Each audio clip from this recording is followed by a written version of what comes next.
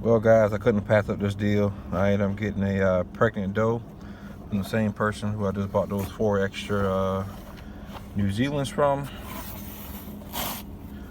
They mated her with a New Zealand rabbit, one of the all white ones, so I believe the color combinations will come out on her baby's pretty nice.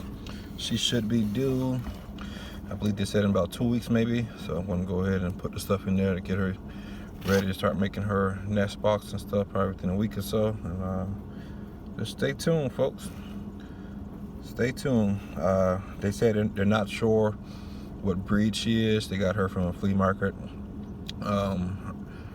late last year or early, I can't remember, but they said they got her from a flea market, and the lady who sold them to them wasn't sure what kind she is, but regardless, she is a nice size, so we're gonna just sit back and see how she does with the other rabbits. So like I said, stay tuned.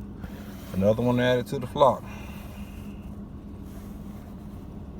Hey everybody, I'm out here making the little bin for the new girl in there. So I just bought an 18-gallon tote. Just cut a hole in it. Of course, I left enough gap, for the babies won't be able to crawl out right away. Put some hay in it. But what I have noticed from YouTube, from other people using totes for the rabbit bins, is you want to drill holes in the corners and also in the bottom, of course, for the urine to drop out, but also extra holes for ventilation, so it won't build any condensation in here, and you won't end up with a mold problem. So I'm gonna go ahead and get that done real quick, and I'll be right back.